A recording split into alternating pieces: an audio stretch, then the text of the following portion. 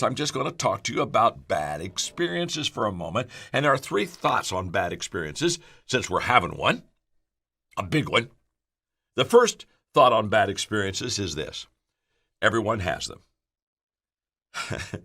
and everyone is in the middle of this crisis. I mean, no one is excluded. All of us are being touched. But, some days you're a pigeon and some days you're a statue. Some days you get the privilege of dumping on someone. Some days you're the one that gets dumped on. Well, a crisis is where, let me define a crisis. A crisis is where we're all a statue, okay? We're all getting dumped on. I can think back at 2008 when the economic recession really hit us. And as a speaker, I said, wow, I've got to help people. Again, that's what a leader does. The moment there's a problem, first thought of a leader, got to help people. And so I thought, okay, how can I help people? And I remember sitting down in my office at home, while speaking engagements and everything was canceling and everything was kind of going south, and I developed a lecture, and it became a huge popular lecture for the next 3 to 4 years, and that is how to do good things when things are all so bad. How do you do good things? And it got out that I was going to have a teaching that how do you do good things when things are so bad? And for the next 3 years, companies, groups of people that wanted me to come and speak, they'd say, John, do that speech on how to do good things when things turn out bad. And it was just a pure teaching on, okay, it's bad, but while it's bad, we don't have to stay bad. This is the point. While it's bad, we can say, what good thing can I do? What good thing can I learn? Wow, that's perspective. That's the difference. And for 3 years, I literally went around the world, not only around the country, around the world, talking about how to do good things when things are so bad. Why? Because it gave a message of positive application and hope. You see, what we do with bad experiences defines who we become. What we do with bad experiences defines who we become. The second thought that I want to give you about bad experiences, not only everyone has them, okay, so we're all in the same boat, okay, and there's a hole in the boat, and it's going to affect all of us. Number 2, no one likes bad experiences. I have never met a person who comes to me and says, you know what, John, I think I'm the most happy and fulfilled during a crisis. I just, you know what, John, I love problems. I love questions I can't answer and issues I can't solve. Nobody likes this. Nobody. I don't, you don't, we don't like it. I think we're kind of like Lucy, who just basically said one time, I don't want ups and downs, I just want ups. Okay, let's take a vote. You may be all by yourself, you may be with family members, or maybe just a couple people since we're social distancing, but every one of you do what I'm going to do. Let's all do a vote. How many of us, we want to join Lucy's club? We just want ups and ups.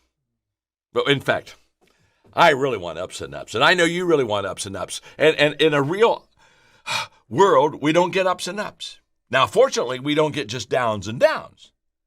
But in the real world, we get ups and downs, and we've got to be like my friend in college who told me one time, he said, John, I'm never down. I said, what do you mean you're never down? He said, I'm either up or I'm getting up. Well, in a crisis, what we're doing is getting up because we've been knocked down. You see, the issue is not have we been knocked down. The issue is, do we stay down? Or do we say, I don't like down. I want to get back up. It's those who don't like down, but go from not liking it to do something about it, that action, to get back up. But none of us likes a crisis. We all have it. None of us like it. My friend Chuck Swindoll, several years ago, he sent me this, and I'm going to just read it to you. It's about Chippy, a parakeet, okay? And he starts off by saying, Chippy the parakeet never saw it coming. One second, he was peacefully perched in his cage singing. And the next moment, he was sucked in, washed up, and blown over. His problem began when his owner decided to clean his cage with a vacuum. She stuck the nozzle in to suck up the seeds and feathers in the bottom of the cage. Then the phone rang. Instinctively, she turned to pick it up. She had barely said hello when Chippy got sucked in. She gasped. She let the phone drop. She turned off the vacuum, and with her heart in her mouth, she unzipped the bag, and there was Chippy, alive but stunned, covered with heavy black dust. She grabbed him. She rushed him to the bathtub, turned on the faucet full blast, and held Chippy under the torrent of ice-cold water, power washing him clean. So she did what any compassionate person, an owner, would do. She snatched up the hairdryer and blasted the wet, shivering little bird with hot air. And this story closes by just this beautiful phrase. Chippy doesn't sing much anymore. Of course, Chippy doesn't sing much anymore. Oh, there's a whole bunch of us right now. We've been blasted, and we're just not doing a lot of singing. You see, in bad experiences, everyone has them and no one likes them. And the last thought I want to give you on bad experiences, and then I'm going to turn to perspectives in a moment, is very few people make bad experiences positive experiences. Very few. But I am talking to the few. Our time together is for me to rally the few. I don't have any illusion that I'm going to rally the masses. But right now, I'm just trying to rally you. Because if I can rally you and get you seen with the right perspective how you can get better through this crisis, guess what you can do? You can then do the same for your family.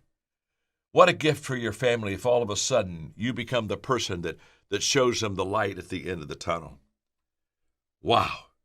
That's why Warren Lester said, success in life comes from not holding a good hand, but in playing a poor hand well. Wow. That's beautiful. You see, everything's changed for me. I shared with you yesterday on leading through a crisis that, I literally had dozens of speaking engagements that have been canceled, and the one that I wanted to help everybody, but one really hurt. Wow, I'd had the opportunity late April to go to the Vatican, and I had an invitation by Pope Francis to do 3 days of teaching with him on what I called a master class with the Pope on leadership. I look so much forward to time with him and time helping lift that load. And of course, it's all gone. It's all gone. It's all gone. So, again, so when I had somebody call me and say, what are you doing right now? What I'm doing is I'm making lemonade. And that's what I want you to do. I want you to make lemonade. We've all been handed a lemon. Now, some people are going to mount that lemon. They're going to take pictures of that lemon. They're going to talk about how tough life is with the lemon. And then there are some people that are just going to take that lemon and cut that baby open and make them some lemonade.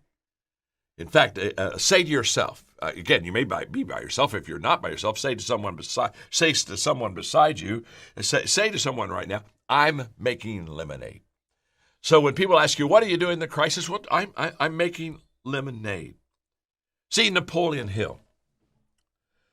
All right, I'm about to dig in with you. Hang on. Fasten your seatbelts. Napoleon Hill said, every adversity, every failure, every heartache carries with it the seed of an equal or greater benefit. That is a powerful statement, but my folks, listen to me carefully. It's only a true statement if your perspective is right. Don't miss this.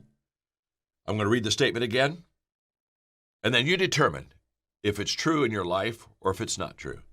Every adversity, every failure, every heartache comes with the seed of an equal or greater benefit. I will not get an equal or greater benefit from adversity unless I have a perspective that believes that truth. If I believe nothing good can come out of something that is bad, then I will never, ever take advantage of that asset. Well, I wrote my first book, Think on These Things.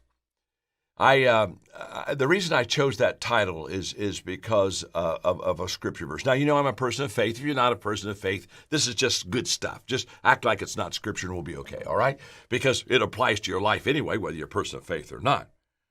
But the Apostle Paul said something that really was the catalyst for me giving the title of my first book I ever wrote, Think on These Things. Here's what he said. Summing it all up, friends, I'll say that you'll be best if you fill your minds and meditate on things that are true, noble, reputable, authentic, compelling, gracious. In other words, he said, you're really going to be at your best if you meditate on good stuff. And then he begins to contrast good stuff with bad stuff. He said, the best, think on those things, not the worst. The beautiful, not the ugly. Things to praise, not things to curse. Now, the Apostle Paul says we have a choice. And in a crisis, I could either think about all the things to curse, and there's a whole bunch of cursing going on and a lot of things to curse, or I can look at that and I can say, no, there's some praise in here. There's something I can be thankful for. Now, Paul, why is he asking us to focus on these things? Why is he doing this? Because he knows that a positive perspective in every situation upgrades that situation. Paul is not saying deny reality. In that verse, what did he say? He said there's some wrong things, bad things, things that you could curse. He's not denying that they're there. They're right in front of you. He's not acting as if they're not possible. They are possible. They're reality. But he's saying what we get to choose is what we think on. Wow. I love that. So, I'm going to give you a challenge. In fact, this morning, remember I said I've been thinking quite a bit from yesterday? This morning, I put this in my notes. I'm going to challenge you. This is one of the most important parts of my teaching today. I'm going to challenge you to be one of the few that take a bad experience and turn it into a better experience. Now, how are we going to do that? So write down that challenge. Okay, John challenges me to take a bad experience and turn it into a better experience. Okay, you got that? Now I'm going to get real practical with you here for the next 3 minutes. How do I do that? How do you do that? How do we take something bad and make it better? We have to be intentional. What I'm going to give you can't be accidental. It has to be intentional. I have to be intentional in 6 things right now. I have to be intentional, first of all, in my personal time. I have a more personal time than I've ever had before because I've had a whole bunch of stuff canceled in my life. So what am I going to do in the time that I have? And I hope the answer is not watch TV. I don't mean this unkindly. TV's fine. But I hope we're going to upgrade ourselves just a little bit. For example, for me, on my desk, if you went into my home right now, on my desk on the left side, right here on my desk are 6 books. 6 books that I have purposely, intentionally picked out and said, okay, in this downtime, I'm going to read these books. Now, I haven't been able to get to them until now, but I can, and so I'm going to read those books. I'm also going to make it a time of exercise. I'm going to make it a time of trying to get a little bit better and healthy and eat a little bit better in that whole process. Okay, well, that's personal. But what the question is what are you going to do with your personal time? You've got to be intentional. I challenge you to be intentional in your personal time to do something that'll make you better.